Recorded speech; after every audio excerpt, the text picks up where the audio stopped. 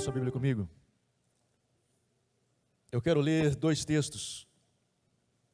Um deles, lá em Deuteronômio, no capítulo 8.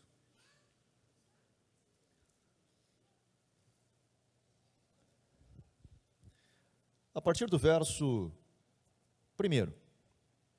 Deuteronômio, capítulo 8, a partir do verso 1, diz assim: Tereis muito cuidado em cumprir todos os mandamentos que hoje vos ordeno, para que vivais e vos multipliqueis e entreis na posse da terra, que o Senhor com juramento prometeu a vossos pais.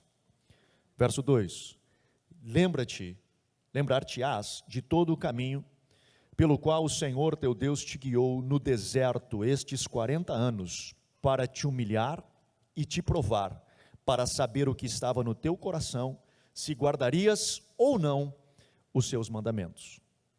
Ele te afligiu e te deixou ter fome, depois te sustentou com um maná que não conhecia, e que os teus pais também não conheceram, para te dar a conhecer que não só de pão vive o homem, mas de tudo o que sai da boca de Deus.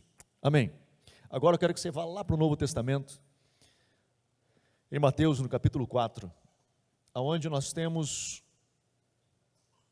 uma história semelhante, de uma outra pessoa que também é levada pelo deserto, que também vai passar fome no deserto por um período de tempo, que se chama Jesus. Mateus capítulo 4, o verso 1, diz assim: Então Jesus foi levado pelo Espírito ao deserto, para ser tentado pelo diabo. Amém. Papai, abençoa a tua palavra, Senhor, nessa noite. Que nós possamos ouvir a tua voz, que possamos, Senhor, ser ministrados por ti, sermos cheios do teu Espírito, sermos alimentados pela tua palavra, porque assim como já lemos, não é só de pão que vive o homem, mas de toda a palavra que sai, Senhor, da tua boca. Ministra-nos em nome de Jesus. Amém. Amém.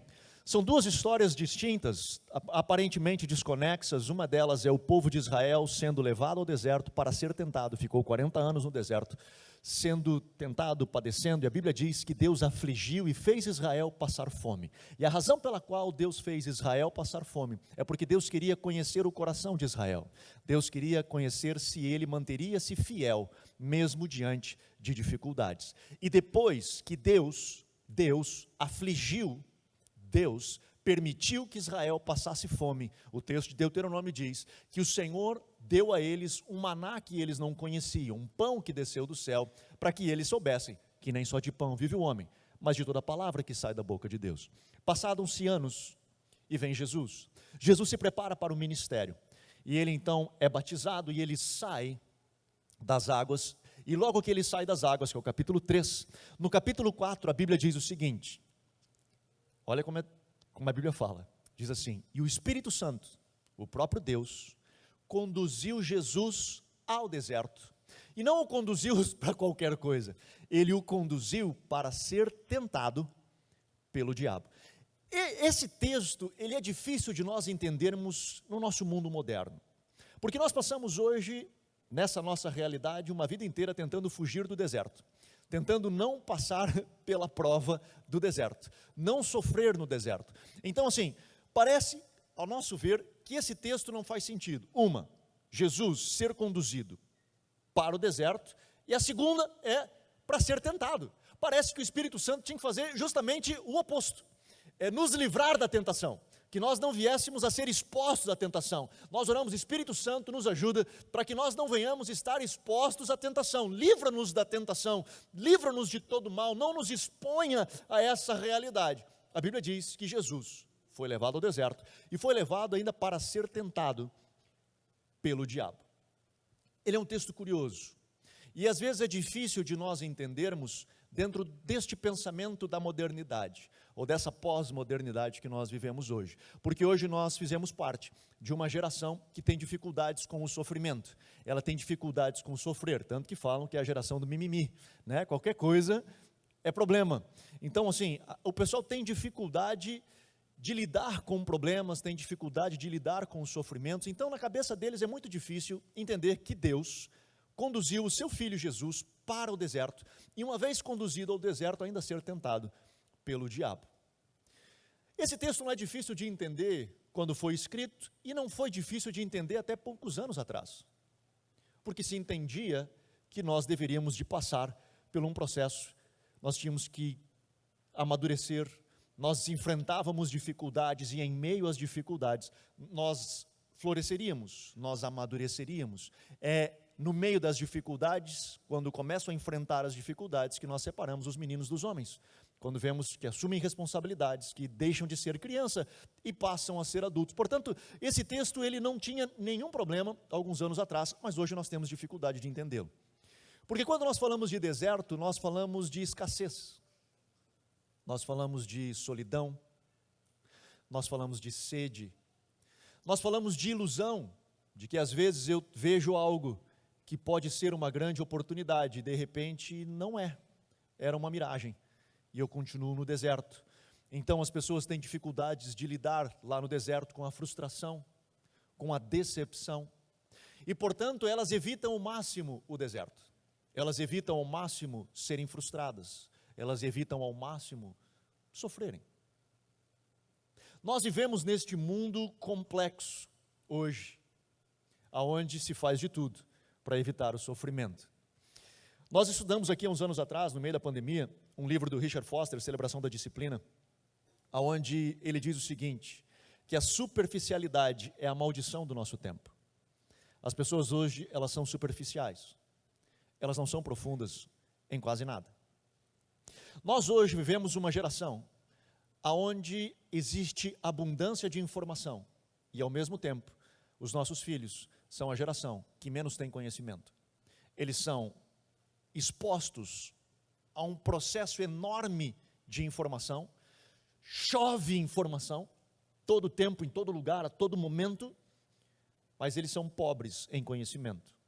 Porque conhecimento é informação processada. Eu preciso pegar essa informação, eu preciso estudar essa informação, eu preciso comparar essa informação, eu preciso ver se realmente ela é correta. E a partir desse debruçar sobre a informação me gera conhecimento. Do contrário, é só informação. A todo tempo informação, informação, informação, informação, informação, mas nós não processamos, nós não participamos de um processo.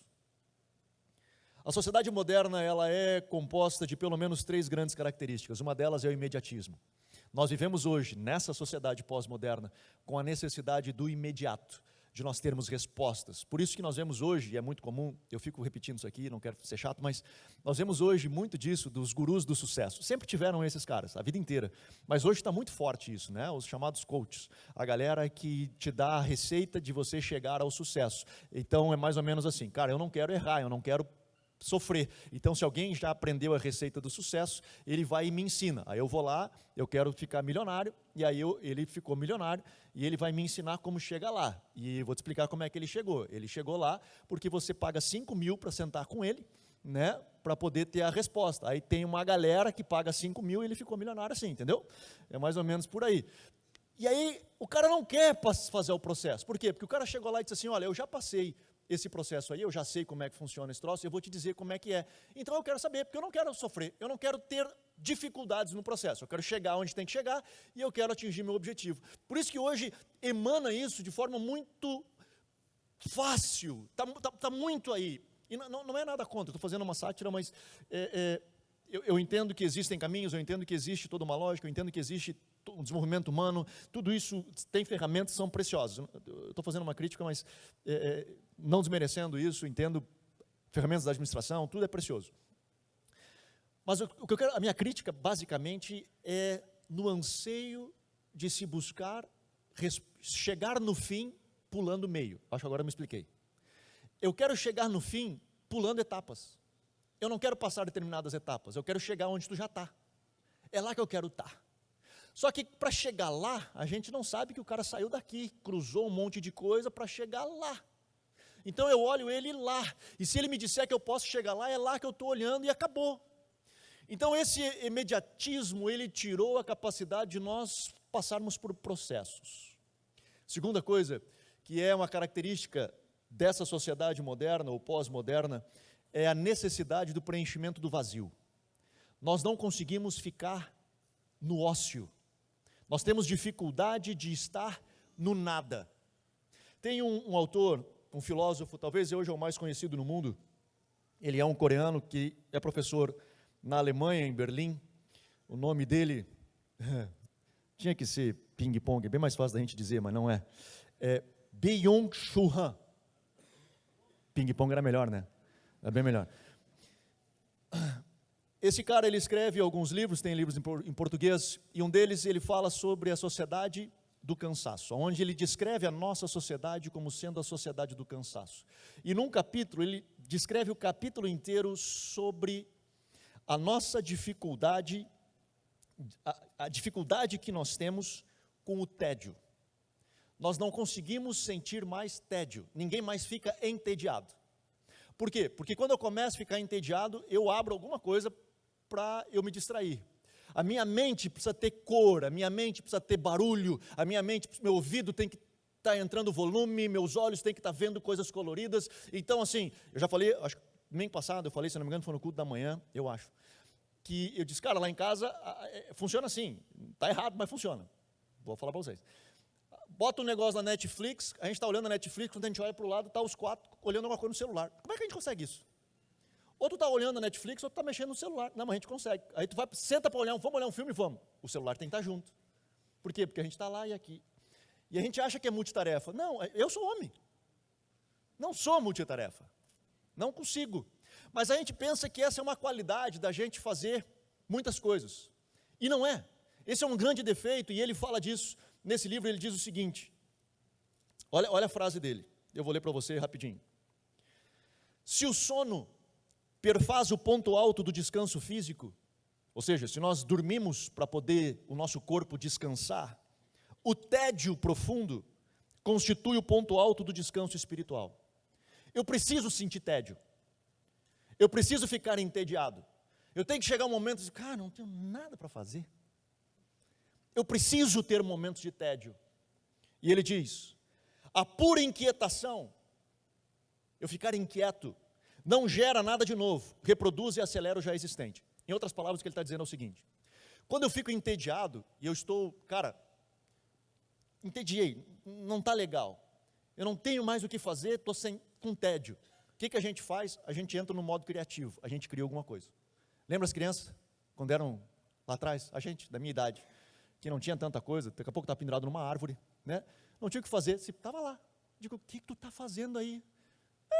Vamos ver se ia dar certo. A gente entrava nos negócios criativos absurdo, mas entrava. Porque o ócio, tu não ter o que fazer, o tédio te leva a romper os teus limites. Se tu não entra no tédio e tu só entra no modo acelerado, eu preciso ficar acelerando, você não cria nada de novo, você só reproduz o que já existe. Olha a coisa doida. Nós ficamos reproduzindo coisas que já existem. Nós destruímos da nossa vida a capacidade de criar, de sermos criativos, de desenvolvermos. Eu vou ler um cara chamado Nietzsche. Eu sei que pastor citar Nietzsche é complicado, mas talvez eu podia ter citado outro. Mas ele tem uma frase, cara. Esse maluco morreu em 1900. Ele viveu no século XIX. Ateu, filho de pastor, mas ateu. Mas ele fala sobre a sociedade do seu tempo. E a sociedade do seu tempo não é uma sociedade de hoje. Não tinha a indústria do entretenimento, não tinha Hollywood, não tinha internet, não tinha nada desse negócio. Tinha talvez um monte de cavalo passando na frente lá da casa dele. Era mais ou menos por aí, assim. Nossa, passou 9 cavalos a mais hoje do que passava. Era mais ou menos por aí.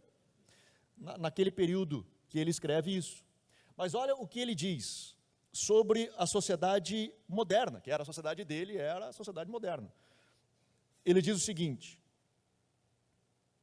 por falta de repouso, nossa civilização caminha para uma nova barbárie.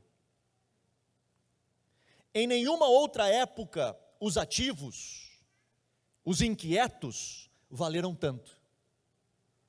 Assim pertence as correções necessárias a serem tomadas quanto ao caráter da humanidade.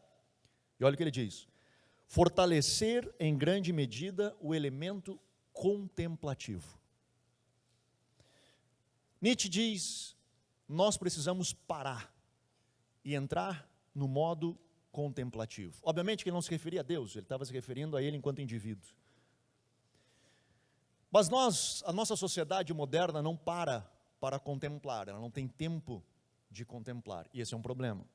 E a terceira característica dessa sociedade, ela é uma sociedade consumista. Nós consumimos, precisamos consumir, toda hora estamos consumindo. Se você vai para a rede social para se entreter, lá você vai ter toda hora passando algum post patrocinado para que você possa adquirir alguma coisa, para que você venha consumir alguma coisa. Pois bem, nós com essa mentalidade entramos no reino de Deus.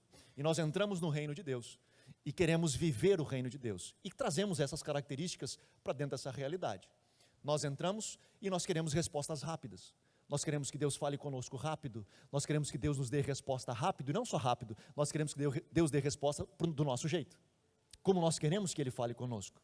Então nós chegamos para Deus e fazemos um pedido. E Ele diz assim: Deus Ele cura, Deus Ele liberta, Deus Ele salva, Deus Ele restaura. E aí nós vamos para a igreja e bom, cadê a minha salvação? Cadê a minha restauração? Cadê a minha cura? Cadê a forma? E de novo, não é qualquer forma, é a forma do jeito que eu espero que aconteça. Porque eu vim para cá com uma mentalidade de consumo. E eu vim comprar um produto. Eu vim para cá, me disseram que eu tenho que ir no culto, eu vim. Eu preciso receber algo em troca, porque a minha mente é uma mente de consumo. Eu não entendo que eu tenho que passar por um processo, porque eu não quero passar por um processo. Afinal, eu não evito ao máximo o processo, eu quero respostas, eu quero chegar lá. E aí quando a gente diz assim, mano, relaxa, respira, respira. O mundo está girando muito rápido, faz o seguinte, dá um passo para o lado aqui assim, e deixa ele girar ali, e tenta se acalmar aqui. Cara, eu não consigo me acalmar. Hoje, o silêncio, ele é ensurdecedor. Nós ficarmos quietos no silêncio, chega a ser uma loucura. Só que o Salmo 46, o verso 10 diz assim: aquietai-vos e sabei que eu sou Deus. Eu vou conhecer Deus é no silêncio. Eu vou conhecer Deus é na quietude, é na solitude. É lá que eu conheço Deus. Eu vou ser sincero com você. A Bíblia diz, eu vou ser bem transparente. A Bíblia é vulnerável. A Bíblia diz, Jesus ensinando a orar em Mateus capítulo 6, ele diz assim: entra no teu quarto e fecha a porta. Quando vai orar, e ora em secreto, e o teu pai que te vê em secreto te recompensará. Eu não tenho dificuldades de ir para um lugar. No meu caso, o meu quarto não é o meu quarto, né? O meu quarto é a sala lá de casa. Eu tenho um lugar lá que eu gosto de sentar lá, e lá eu tenho o meu lugar de estar com Deus. Eu não tenho dificuldade de ir para aquele lugar. Eu não tenho dificuldade nenhuma de ir naquele lugar, de sentar ali, de ter a minha Bíblia e o meu café. Sem café é impossível agradar a Deus, já dizia a Bíblia. Cada um puxa como quer, né? Cada um dá o resultado, né? Diz ali, não sei aonde ali, mas diz ali, está lá. Cara, sento com a minha xícara de café. Eu não tenho dificuldade de ter essa ação e fazer isso frequentemente ou diariamente. Eu não tenho dificuldade disso. Sabe qual é a minha dificuldade? É fechar a porta. É eu conseguir estar ali e só estar ali. Porque eu estou ali e a mente do cara fica... E aí eu preciso fechar a porta, para eu ficar sozinho ali. E conseguir dizer: Senhor, eu quero estar contigo, e somente contigo. Porque é nesse lugar que eu encontro Deus. É nesse lugar que eu vou ter experiências com Deus. Quando Deus envia o povo de Israel por 40 anos no deserto, e ele diz, o texto que nós lemos de Deuteronômio, ele diz assim: e eu vos afligi e lhe fiz ter fome para conhecer se vocês se manteriam fiéis. Mano, Deus não precisa mandar ninguém para o deserto para saber se o cara vai ser fiel. Ele sabe os cabelos da tua cabeça. Ele sabe o que tu vai fazer, o que tu não vai fazer. A razão pela qual Deus envia o povo para o deserto é para que o povo pudesse, ele mesmo, se conhecer. Porque é lá no deserto, onde ele está só, onde não tem resposta nenhuma, ele só tem um lugar que ele pode clamar, e é o céu. É ele e Deus. E é nesse lugar de ele e Deus, lá no deserto, aonde ele não vê resposta ao redor, que ele só tem Deus, e é só para Deus que ele vai buscar, que é só a Deus que ele consegue clamar, cara, ali ele vai conhecer o seu coração, o seu próprio coração, e vai conhecer o coração de Deus. Porque eu lhe digo, muitas das vezes nós construímos o nosso conceito de Deus. Porque, de novo, a sociedade moderna, nós não queremos passar pelo processo, nós não queremos ficar parados. Nós temos nossa mentalidade de Deus, e nós dizemos, Deus, eu vim, eu orei, tu tem que responder do meu jeito. Só que, mano, Isaías diz o seguinte, que os pensamentos do Senhor são mais altos que os meus. Os caminhos dele são mais altos que os meus. Então eu tenho uma ideia de caminho, mas Deus tem outra. E aí então quando eu entro no deserto, onde eu não sei mais para onde correr, eu tenho que parar para ouvi-lo, eu começo a entender que tem coisas minhas que são achismos meus.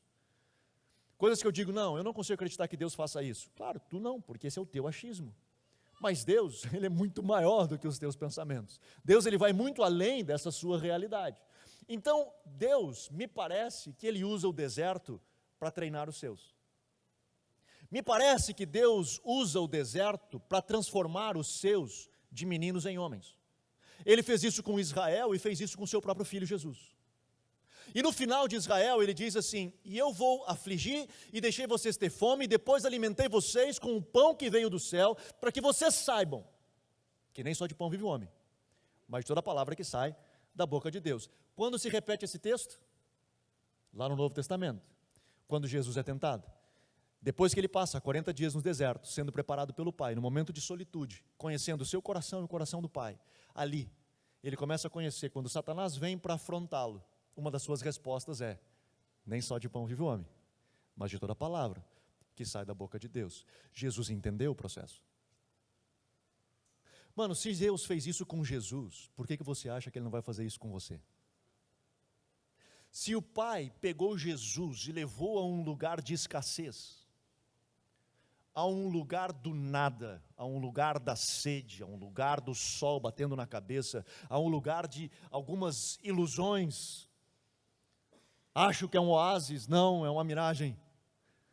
Há um bocado de situações expondo ele isso. Se ele fez com Jesus, por que você acha que ele não fará com você? Então, sabe qual que é? Nós temos que parar de ficar esperneando para não entrar no deserto e abraçarmos o deserto. Nós temos que parar de ficar esperneando e dizendo assim, eu não quero passar por essa aflição, eu não quero passar por este problema, eu não quero enfrentar essa dificuldade. Ao invés de nós ficarmos tentando evitar o processo, nós precisamos abraçar o processo, porque é no processo que nós conheceremos a nós e conheceremos a Ele. Mas não é um processo solitário, essa é a boa nova, porque quando Jesus foi ao deserto, Ele não foi só, Ele foi conduzido pelo Espírito Santo. O Senhor disse, eu não vos deixarei órfãos, eu enviarei para vós o Espírito Santo. Ele vai falar com vocês, Ele vai lembrá-los. Então essa jornada nossa de enfrentar o deserto, ela não é uma jornada solitária, ela é solitária entre nós.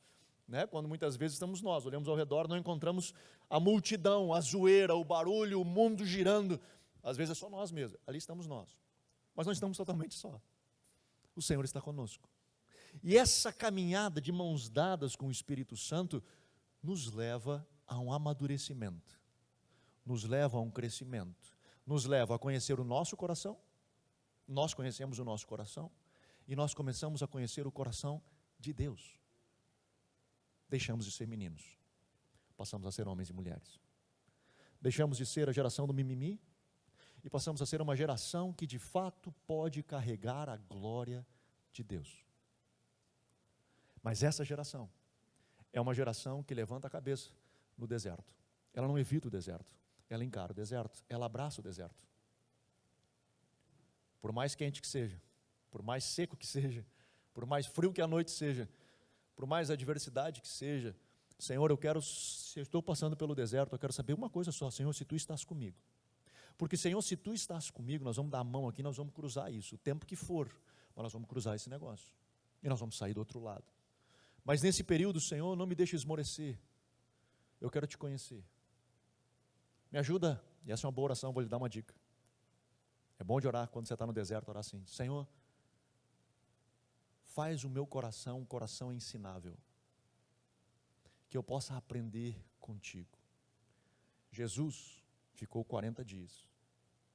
Israel, 40 anos.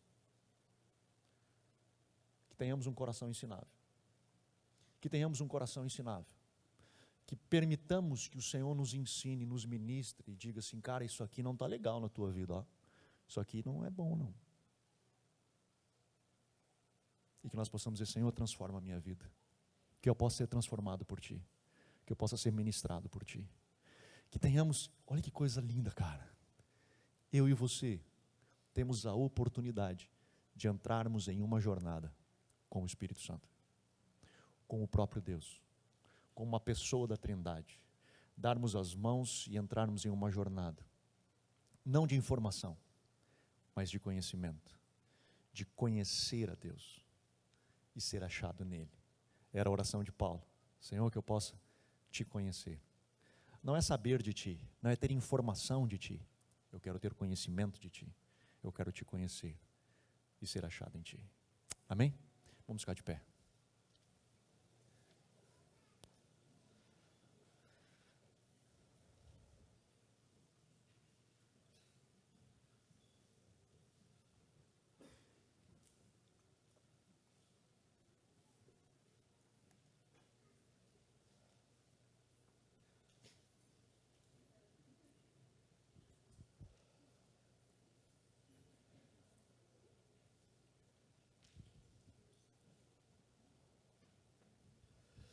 Eu quero estar orando com você nessa noite. Você que está aqui, você que tem nos acompanhado desde casa.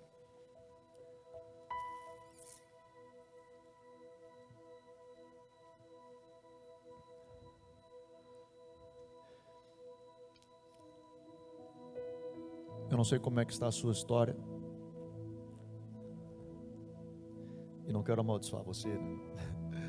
Não acho que eu estou amaldiçoando você. Mas se porventura você está num deserto, mano, regozije-se no Senhor e diga: papai, me ajuda a aprender contigo nesse deserto. Se porventura você não está no deserto, e aí que eu digo que eu não quero amaldiçoar você, fico feliz por você, mas eu quero lhe dizer: vai chegar, cara. Ele vai chegar, porque chega para todo mundo, e provavelmente não vai ser o último que você vai passar, provavelmente virão outros depois, porque é nesse lugar que o Senhor vai forjando homens, mulheres, que nós possamos abraçar com o Senhor os nossos desertos, que nós possamos dar as boas-vindas ao período que nós estamos passando ali de solitude,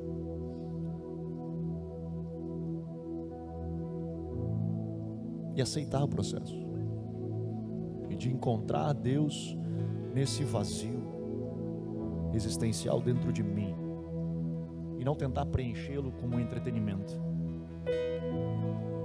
mas conseguir parar, e esse tédio, esse ócio, eu encontrar Deus.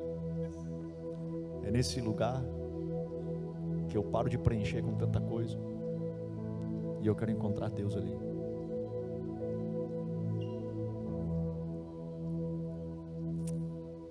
Vamos adorar. Vamos cantar por alguns minutos, e depois eu quero, junto com você, nós entrarmos em oração, em nome de Jesus.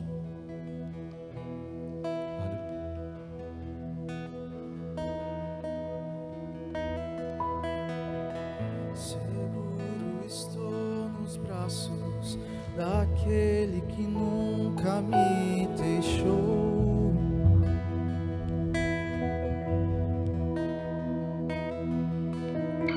Seu amor perfeito sempre esteve repousado em mim,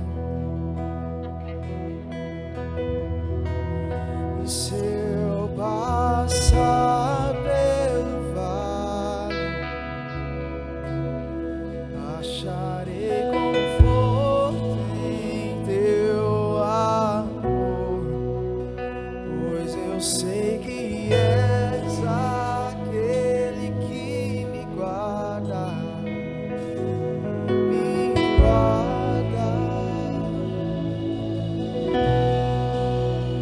Em teus braços é o meu descanso,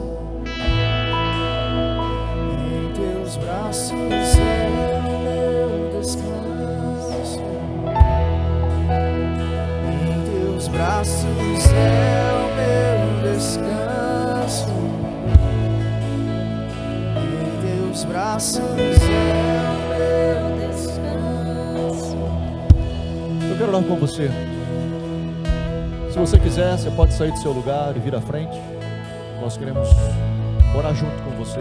Se não, você pode ficar no seu lugar, obviamente. Mas aqueles que quiserem, pode sair do seu lugar. Nós temos uma equipe que vai estar orando com você, vai estar se colocando ao seu lado nesse período de deserto e encorajando você a continuar, a seguir firme e poder aprender tudo aquilo que o papai tem reservado para você, e que você saia dali, saia desse momento, saia desse lugar fortalecido, encorajado, saia mais maduro, em nome de Jesus. Aleluia. Papai, nós oramos, Senhor, nessa noite, em nome de Jesus, nós colocamos cada um dos teus filhos diante de Ti. Cada um desses, Senhor, em nome de Jesus, aqueles que também nos acompanham em casa. Que a Tua graça venha, que o Teu amor venha. Senhor, alcança-os em nome de Jesus. Senhor, ajuda-os, Pai, a enfrentar esses momentos de dificuldade. Ajuda-os, Senhor, a cruzarem por este deserto.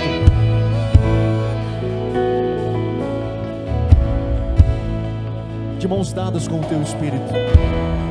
De mãos dadas com o Teu Espírito. Senhor, ensina-os. Leva-os mais além.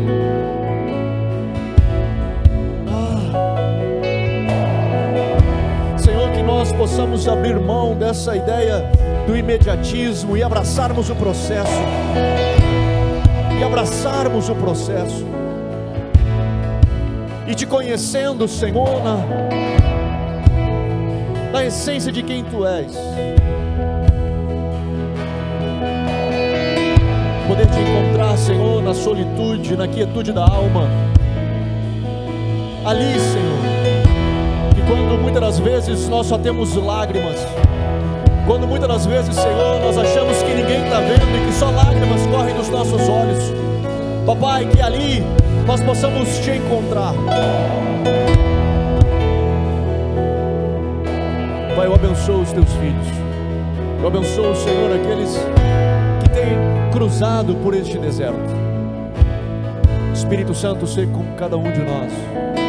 Assim como Tu foi com Israel no deserto, assim como Tu foi com Jesus no deserto, seja com cada um dos Teus filhos em nome de Jesus. Que possam ser ministrados por Ti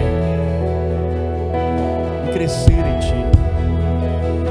Em nome de Jesus. Em nome de Jesus.